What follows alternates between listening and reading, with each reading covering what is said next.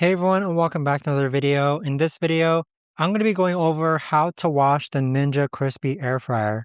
So this is going to be particularly useful for individuals if you're like me and you're considering an air fryer, but you're kind of on the fence because you want to make sure that the air fryer you get is able to be cleaned, then this video is for you. So with the Ninja Crispi Air Fryer, most of the components minus the power pod, all of this is dishwasher safe. So you have the two glass containers which is dishwasher safe. Then you have the air frying plates.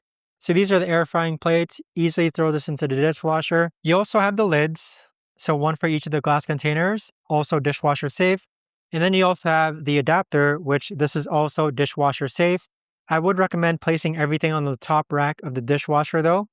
Now, as far as the power pod goes, in order to wash this one here, you want to go ahead and unscrew all 4 screws of the power pod.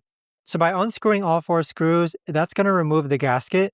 And then I would recommend wearing gloves to actually go ahead and handle the gasket just because you might cut yourself. Just be safe. So with the gasket removed, you can manually wash the gasket with soap and water, let that dry.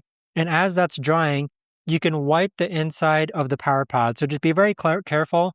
I recommend using like a wet cloth. Make sure it's unplugged, of course.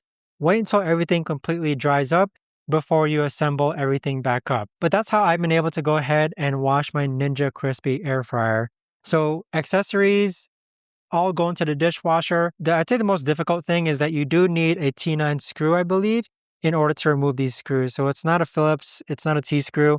You do need to make sure you have the screwdriver in order to remove the gasket from the power pod.